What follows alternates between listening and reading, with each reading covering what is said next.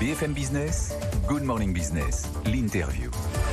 À 8h19, c'est Benoît Coquart, le directeur général de Legrand, qui est avec moi. Bonjour. Bonjour. Notamment pour parler de ces résultats que vous venez de publier du troisième trimestre. Alors, quand on regarde vos résultats, on dit la crise, mais quelle crise? Parce que vous avez encore effectivement fait progresser votre chiffre d'affaires de 3,3% sur le trimestre.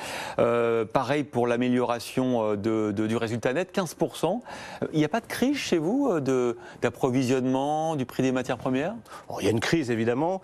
Cela dit, c'est vrai que les résultats seront, je pense, cette année bons, puisqu'on sera revenu en 2021 au niveau d'activité et de résultats pré-crise 2019. Alors c'est quand même étonnant parce que vous êtes dans un secteur, on rappelle Legrand, les équipements électriques, l'intelligence des bâtiments, frappé par les pénuries, etc. On se dit, normalement, vous auriez dû un petit peu marquer le pas. Alors, il y a quand même deux phénomènes qui nous touchent, comme je pense le reste de l'industrie. C'est d'une part les pénuries de matières et de composants. Il faut batailler un petit peu pour avoir un certain nombre de composants, notamment électroniques. Ah oui. Et puis deuxièmement, l'augmentation du prix de transport, de l'énergie, des matières premières, des composants. Donc ces deux sujets nous touchent.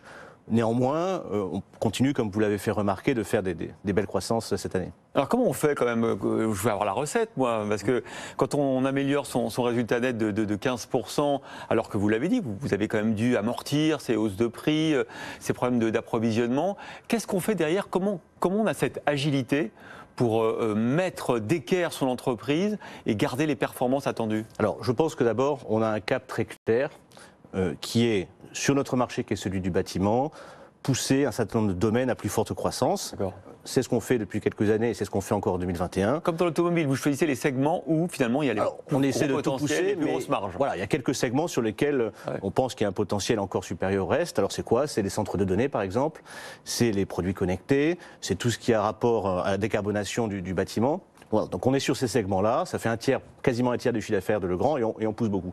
Et à côté de ça, évidemment, il y a tout ce qui est gestion au quotidien de l'entreprise. Alors quand bien même il y a des sujets de pénurie, on s'organise avec notre service achat, notre service logistique, notre R&D, de manière à faire en sorte que ça nous impacte le moins possible.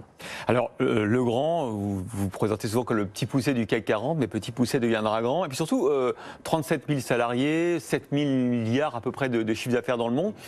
Mais finalement, votre premier marché, ce sont les États-Unis. Vous êtes devenu Legrand l'américain, à force d'acquisition, de rachat. Comment se porte l'activité là-bas? Alors, on est très fiers aussi de notre position française, oui, qui reste le deuxième marché du groupe. Et une implantation extrêmement importante pour nous. Alors le marché américain, il se porte bien sur toute la composante résidentielle et centres de données, qui font des très belles croissances à 2 chiffres sur 2 ans. Il souffre un peu plus sur l'activité tertiaire, notamment l'activité de bureau. À cause du télétravail? Alors pas du télétravail, surtout lié au fait que beaucoup de sociétés ne sont pas encore revenues au travail. C'est-à-dire que voilà, il y a encore des effectifs qui sont chez eux. On a le sentiment que les choses vont s'améliorer dans les trimestres qui viennent. Comment se passe justement le redémarrage, notamment aux États-Unis? On voit que les chiffres sont très bons, ceux de l'emploi, mais en même temps, il y a cette épée de Damoclès inflationniste là-bas. On est dans un environnement de toute façon où il y a des inflations partout. Donc il y a des inflations, comme je l'ai dit, de transport, de matières. Il y a des inflations de frais de personnel sur un certain nombre de marchés. Le marché américain est un bon exemple. Le taux de chômage est très bas et c'est parfois un peu compliqué de trouver des effectifs. C'est-à-dire que vous avez dû augmenter assez... Alors, on augmente les salaires, on fait de la productivité, on travaille sur des sujets d'usine 4.0. On s'organise différemment, donc on a évidemment beaucoup de plans d'action pour faire en sorte que ça ne nous impacte pas trop. Et le fait est que pour l'instant, on est en mesure de continuer notre croissance de chiffre d'affaires et de résultats sans être trop impacté par ces inflations. On a l'impression dans vos métiers, justement, de tout ce qui est à la fois l'électrification, l'intelligence des bâtiments, là aussi il y a une forte accélération. On le voit chez vos concurrents, on le voit chez vous. Comment on fait en sorte de ne pas être dépassé à un moment donné? C'est-à-dire, c'est plus le cas aujourd'hui, mais au départ, Legrand, on connaît tous les prises électriques. C'est une petite partie de notre activité, maintenant même si ça reste importante. Comment on fait pour devenir le leader ou un des champions de l'intelligence énergétique, de l'intelligence des bâtiments? On accepte, premièrement, de ne pas savoir faire tout soi-même. Donc on travaille, on rachète des sociétés qui savent faire mieux que nous un certain nombre de sujets. Donc par exemple, on a racheté la start-up Netatmo il y a 3 ans et ça marche très très bien. On réalloue une partie de notre R&D au software 15% de notre R&D aujourd'hui, c'est du software. Voilà, donc on a toute une série de plans d'action et je crois que le grand interrupteur et prise de courant, c'est une position dont on est encore très fier puisque c'est une proximité fantastique avec nos clients. Mais aujourd'hui, le grand, c'est bien au-delà de ça. Hein. Les produits connectés, c'est plus de 800 millions d'euros de chiffre d'affaires. Donc c'est un chiffre d'affaires déjà très significatif. Sur les 7 milliards dont on parlait.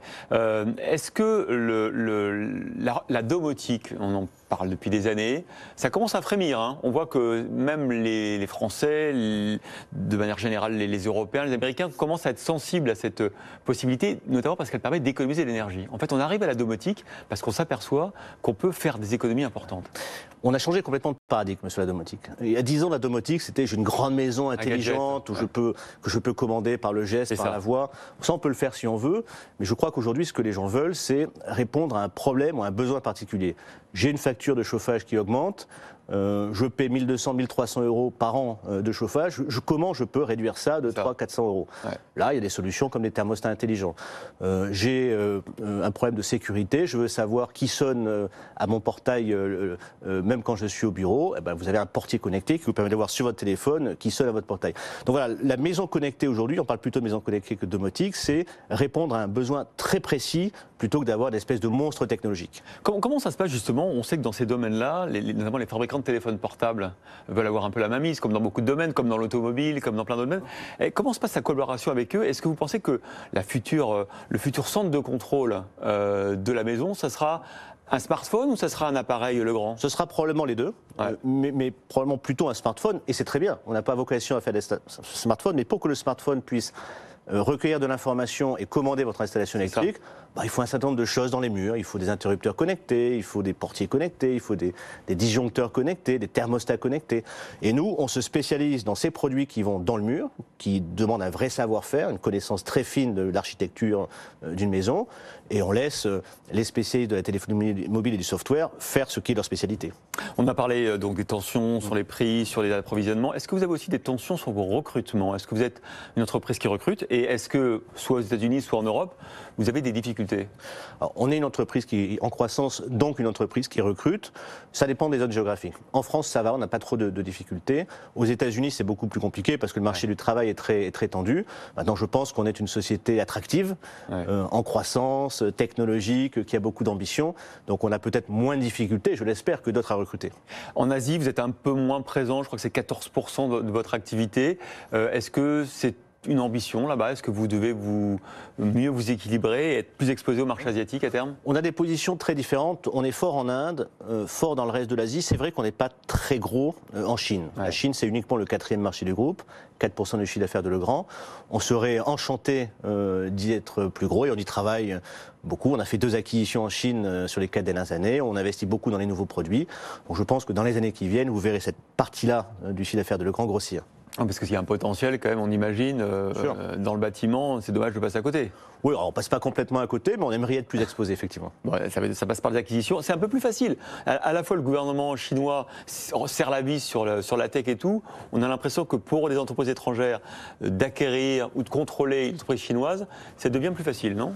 On y a fait pas mal d'acquisitions, donc je disais 2 au cours des 4 dernières années, et ces 2 acquisitions se passent très très bien. On travaille très très bien avec les équipes locales. Donc je pense que sur ce point de vue-là, le marché chinois s'est un peu normalisé. Voilà. Legrand, l'américain, le français et peut-être demain davantage le chinois. Merci beaucoup Benoît Coquart, directeur général de Legrand, d'avoir été l'invité de Good Morning Business.